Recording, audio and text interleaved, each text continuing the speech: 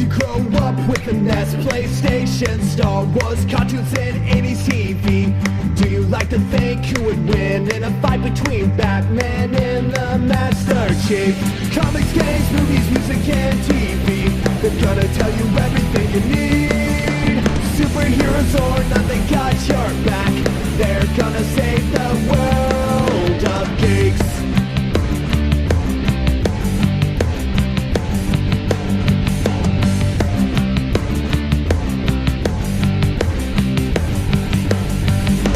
Games, movies, music, and TV, they're gonna tell you everything you need. Superheroes or not, they got your back. They're gonna save the world of This Week in Geek. This Week in Geek. Hello. This is going to be a fairly quick Turd or Treasure this week.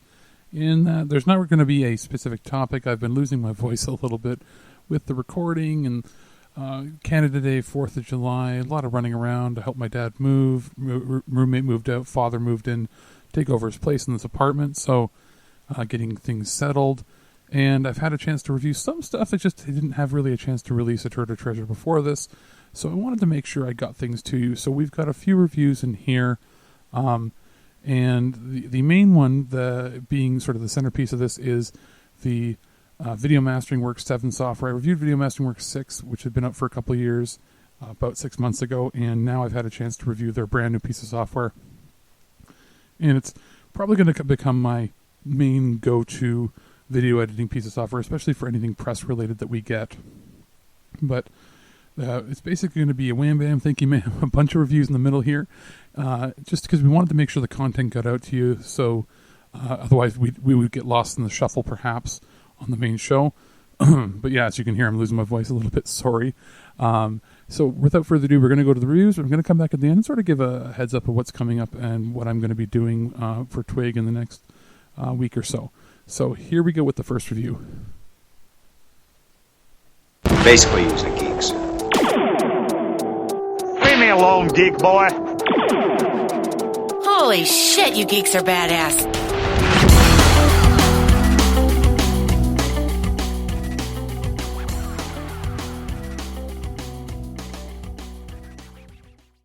Just have a quick one here for you. I had the opportunity to review Death's Gambit on the PS4, brought to us from the developer White Rabbit.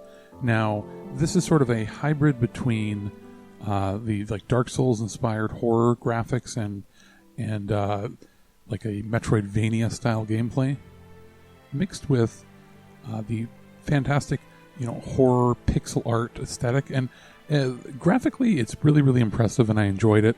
Same with the audio. I did find some frustrations with the balance of the gameplay, but overall, if you're a fan of those type of Metroidvania / Dark Souls type games, you're probably going to like it and get deeper into it than I did.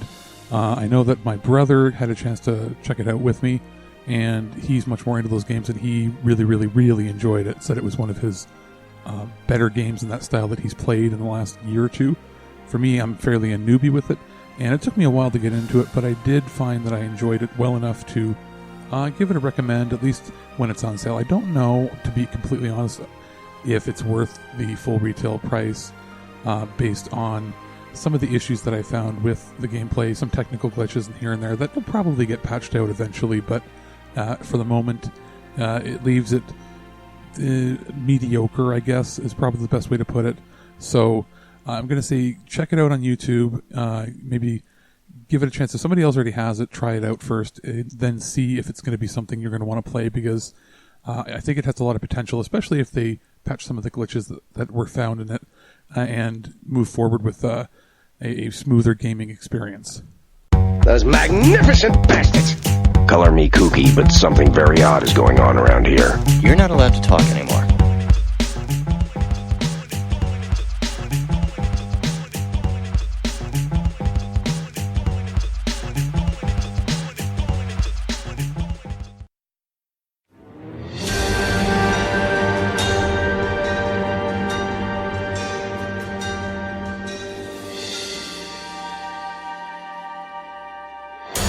Here's another quick one for you on this great extended long weekend we've been having here. I have a review of They Are Billions, which is a sort of steampunk RTS game, and I've been out of RTS gaming for quite some time, and it was nice to sort of get back into things.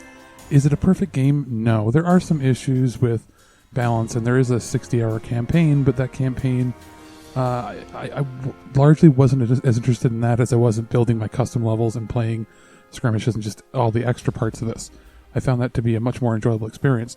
Then again, some of the people might like the campaign more than I did, and blah, blah, blah. You can argue back and forth. Needless to say, it is a pretty fun game as far as graphics and strategy is concerned. There are some kinks you need to work out with the game, and there'll be some balancing and stuff they do to it later on, which is to say most of the game starts out very simple. You set your tents out, and then you start building from there, but there'd be a nicer layout or a variety would be very, very welcomed in this game as far as how you can start out play, but pretty much you're forced to start out doing the same thing each time. Again, that'll change as time goes on and they patch it, but I had a pretty good time. I like the aesthetic, I like the feel. I could find myself picking up and playing this for a few hours at a time, pretty much. Maybe not like every single day, but at least once or twice a week I could see myself playing it. So if you're into RTS titles and you like steampunk, this is going to be one to check out. So They Are Billions.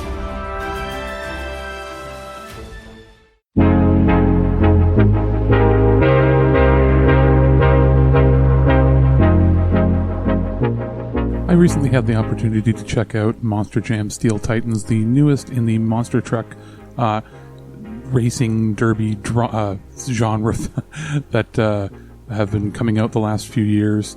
I wasn't a big fan of the previous release in that there were a lot of glitches and bugs that really left a lot to be desired. Now, I'm reviewing this on the Xbox One X, so it's pretty much the best gaming experience you're going to get for this game. It is available on pretty much every platform, and I found it to be a huge step up from the previous game. The graphics are much more polished. They're not, of course, AAA level, but again, this game is about $30 cheaper than it is to get a lot of other AAA titles, so it's priced reasonably for what you get.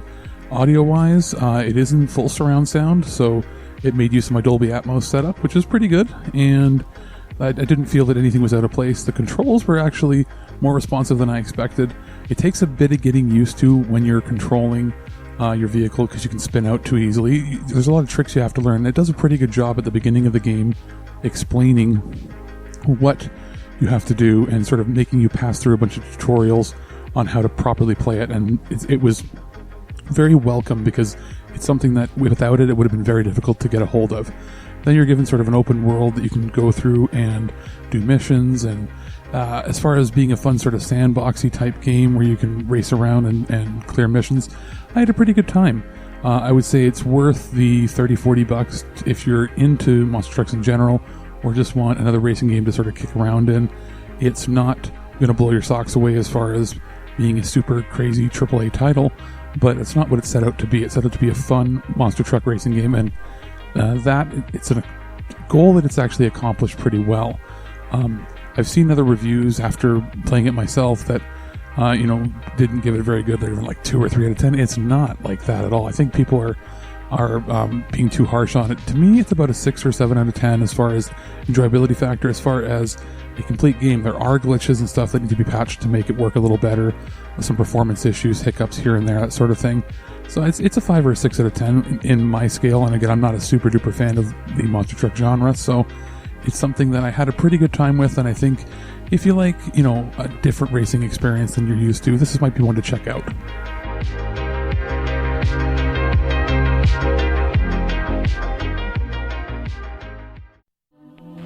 This is a fair request, and I promise I will not judge any person only as a teenager, and that this is no more right than saying all teenagers are drunken dope addicts or glue sniffers.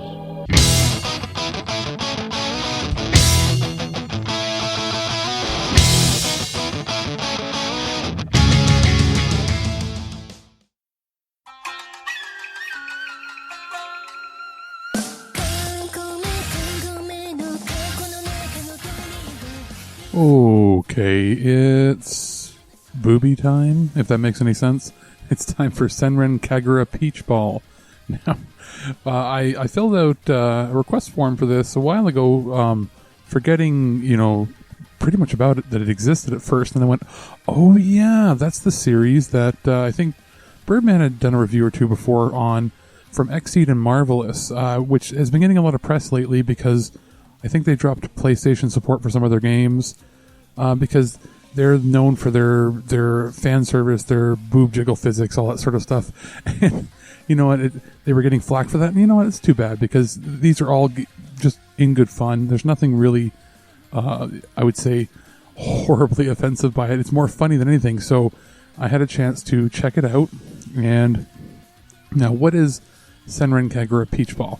Well, it's a Switch title that is a pinball game, and actually a pretty good one at that. The physics are pretty good on it.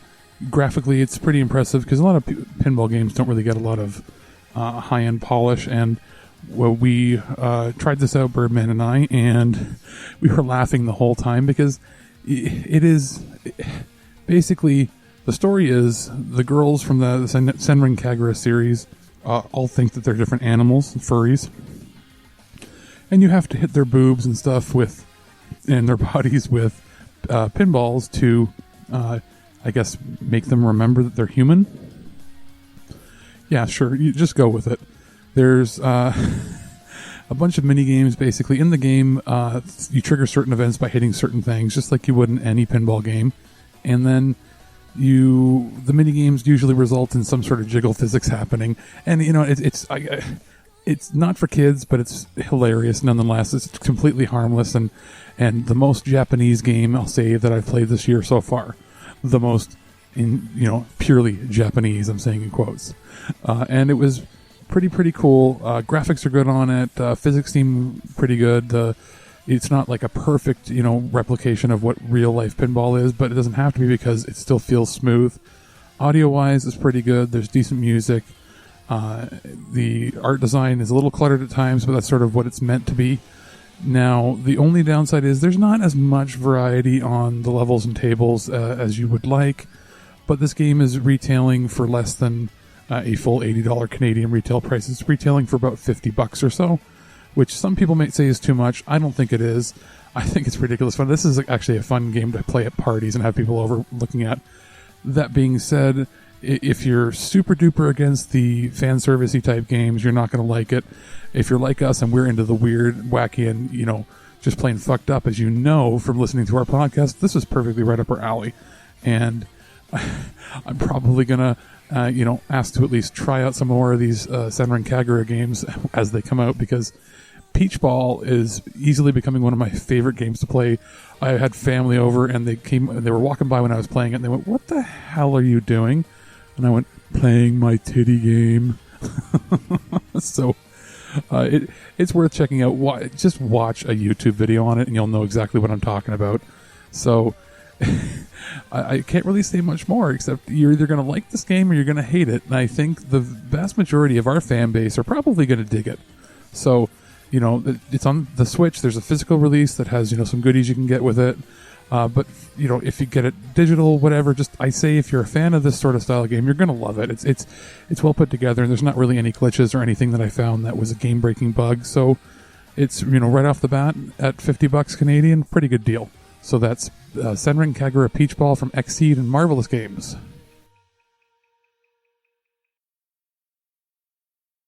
About 6 months or so ago, I had a chance to review Pegasus Systems' Video Mastering Works 6, which is a piece of software that I had been using in the past with their previous versions, off and on, and had sort of used in high school and then not used until very recently when I had a chance to review that full-fledged version of the software, because I needed something to edit both things for TWIG, as well as I was trying to put together some wedding video stuff as a sample for my brother and his wedding that happened in May. So I used the software pretty extensively, talked about it, how it's a really good piece of software, balanced for the price. For the price you pay, you get a very robust piece of software that's actually, the way my brain works at least, it seems very more intuitive than even using like professional stuff like Adobe. And Now I have the opportunity to review version 7, which was, several years in the works.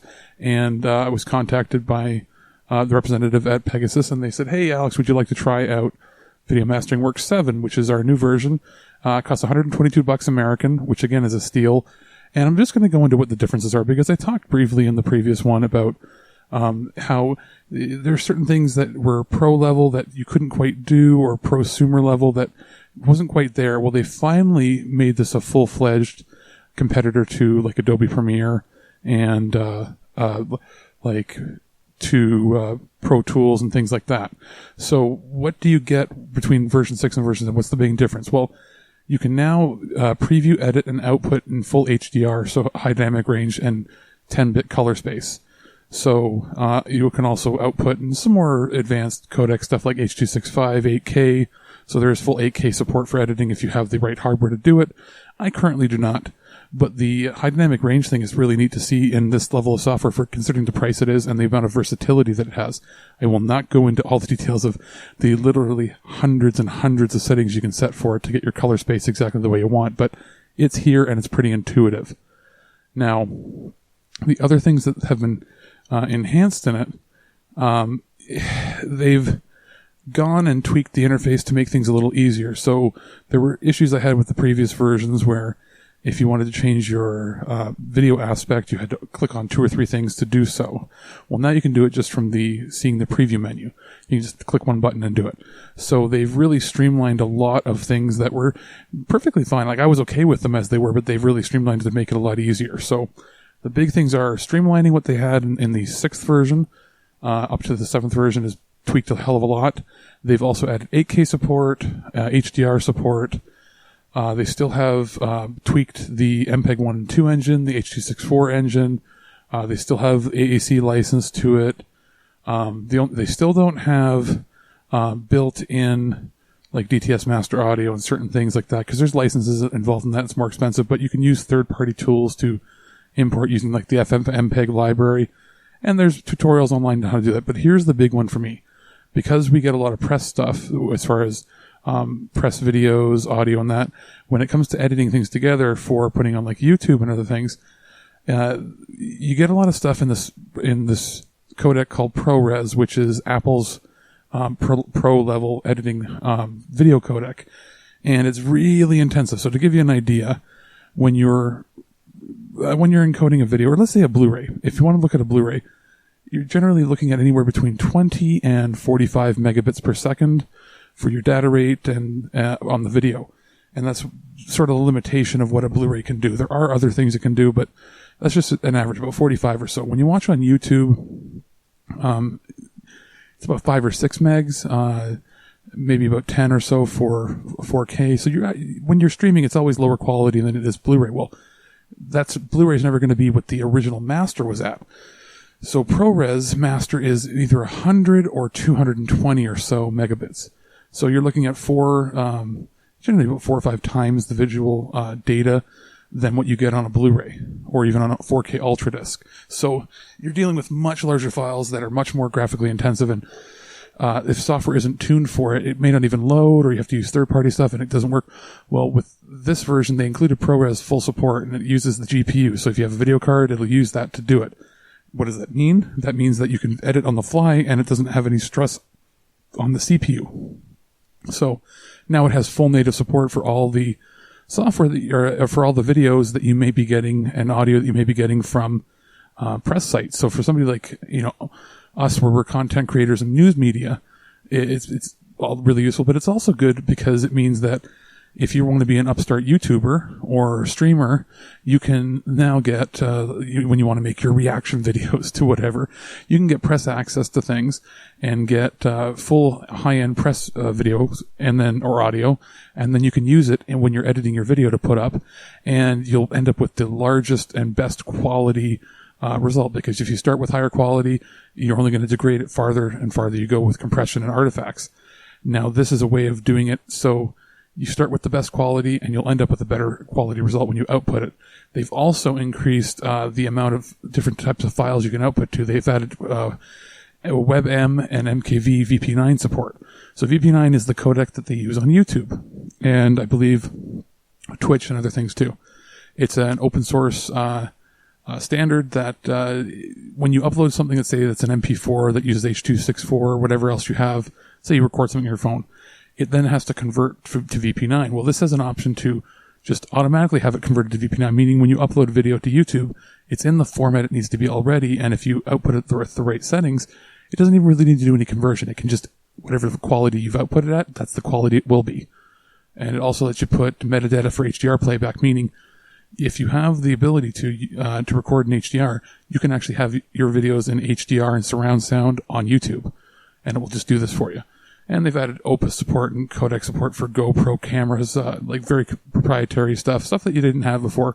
So just a lot more things. You can also output animations in GIF and PNG support for animated GIFs, which is really cool. There's, again, a lot of just little tweaks and things that people have been asking for. Newer codec drivers for the Intel, NVIDIA, and AMD hardware encoding. I found it to be jumping from, I was encoding a video, just a press trailer using the version 6 and the version 7, and using the exact same hardware, the exact same video with the exact same settings. I got about a 20 to 30 second increase in speed using version 7, so it's more efficient. And that's just with the exact same hardware, which was really, really cool. And then it lets you do things like editing in HDR, where you can see what HDR looks like when it's on and off. Again, if you don't have HDR, it's not going to be a boon to you, but for a piece of software that's about $120 or so, to include all this, this is the kind of stuff that you get with like $300 or $400 or $500 pieces of software. So it's pretty amazing that it includes it and is still easy to use and hasn't changed its interface too much that it's, not comparable. Some of the audio filters that I use in it are the audio leveling ones to get the lower parts louder and the louder parts quieter, and it's actually improved that in here. I can now edit in 5.1 and assign different tracks. So if I wanted to, let's say, make a soundtrack where I have the voices coming out of the center speaker and music coming out of left and right, I can now do that a little easier directly in the player. I don't have to use a third-party piece of software to do so. There's parts to create your own QR codes for your videos so people can scan them. Lots of really cool things they've added. And again, I don't even need to go into the literally thousands of changes that have happened in here, but it's definitely worth it. And they also have promotions. So if you previously purchased in like a month or so before version 7 came out and you purchased version 6, there's an upgrade path to either get it for free or an upgrade path for people that are previous owners to get it at a reduced cost. And it's definitely worth it if you have in the last year or so purchased version 6. See if you go to the website and see if you can upgrade your key for cheaper or nothing at all, depending on when you purchased it.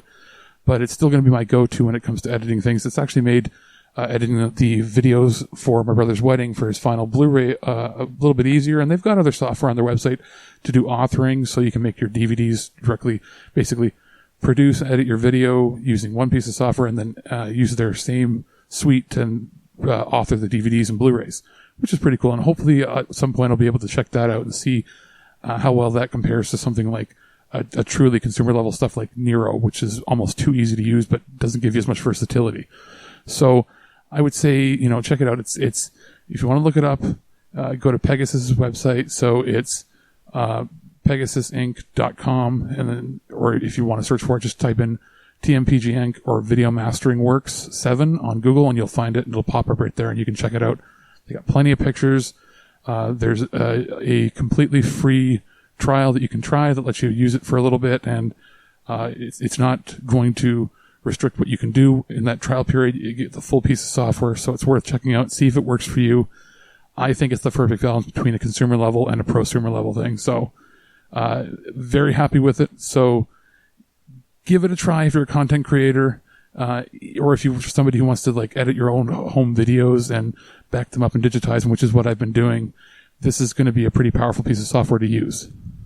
Do you have any hobbies? I collect spores, molds, and fungus. Hold that thought. It's crapper time.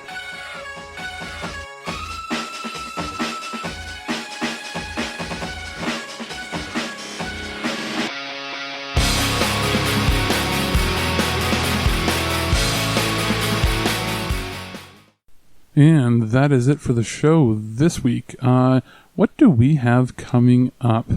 Well, I know there's obviously your standard stuff. We're going to have more episodes of the Nerd to the Third. We've got, if it's not already out already, we have an episode or two of Mayhem Mics coming out. This one being on All Elite Wrestling's first 2 pay-per-views. We've also got, I believe, a commentary or 2. I know we're trying to bank those in and get them in the summer before it gets too crazy hot. But I know that coming up over the next couple of weeks, I've got some doctor's appointments and stuff. I'll be traveling, going to my grandmother's for her birthday in Toronto for a few days. I am going to be recording. If you haven't been listening to us on Terrible Warriors and Cambridge Chronicles, we are recording pretty much every other Saturday night from about 9 until 10:30, depending on where we find a good spot. So anywhere from 60 to 70 or 75 minutes or so. And we're having a lot of fun doing Shadowrun, and it's an interesting thing where we sort of have a streaming thing going on Twitch for that, and then there's also going to be the audio version of the podcast as well, which is really sweet. So again, follow us on Twitter for that, and on Facebook. Just check us out, Cambridge Chronicles. You'll see it. It's an interesting way of doing the second season instead of the previous way where we were blasting through massive record sessions to try to get as many in as we can. This way, it's more of a relaxed environment. We're seeing how it goes, and you see it live. There is no extra takes. There is no editing. It's just whatever happens, and that's kind of fun. So we've got that going. And me personally, I've got some reviews on the go. I've finally got something from Nintendo, which has been a while because I know it's been so busy with them. I have Fire Emblem Three Houses. I believe I'm allowed to say that now. There was a thing where I'm not allowed to say, necessarily anything about it just yet until the game, or until shortly before the game comes out. But I am going to be playing that for review, which is going to be pretty sweet because it'll be nice to get into a first-party Nintendo strategy game again. I have a couple other movies and TV shows on the go.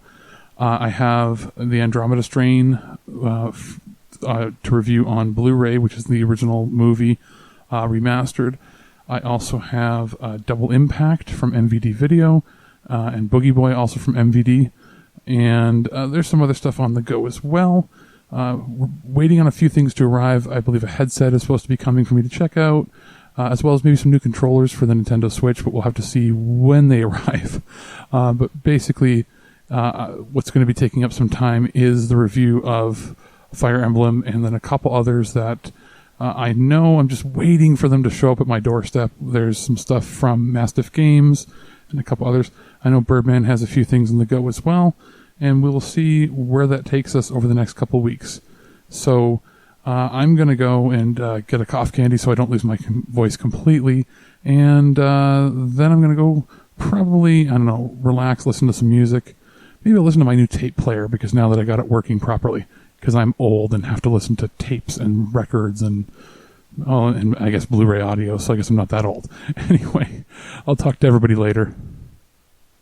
Okay, son, now you're starting to scare the viewers. Just act normal. I'd ask you to do the same, but I'm afraid that ship has sailed. Why are there so many ostriches? But you have a game that is dipped into the ropey, thick window cocking. So guys, we'll be right back right here on This Week in Geek, only on ThisWeekInGeek.net and many other sites where I syndicate this crap because I'm a media slut. I like turtles. Loose like your mom. That's right. No fisting, you say. Anything else you object to? Me likey tater tots. You've been listening to This Week in Geek. Check out our website at ThisWeekInGeek.net for more geek content, and subscribe to our podcast through iTunes or any podcatcher. If you'd like to comment on this episode, head to this episode post on ThisWeekInGeek.net and comment through Facebook Connect.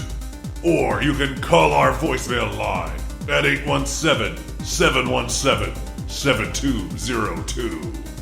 Follow and message us on Twitter at ThisWeekInGeek.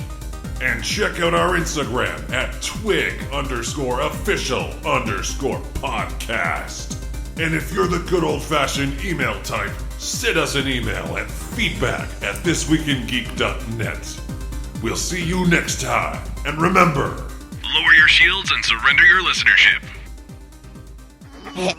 Red Rocket! Red Rocket! Come on! Carmen, what the hell are you doing? I'm milking the dog. They make dog milk. No, they don't. Yeah, just hold on a minute. The 5th graders showed us how to do it. Red Rocket! Come on, dog. Red Rocket! Ah! Whoa, cool. That's awesome.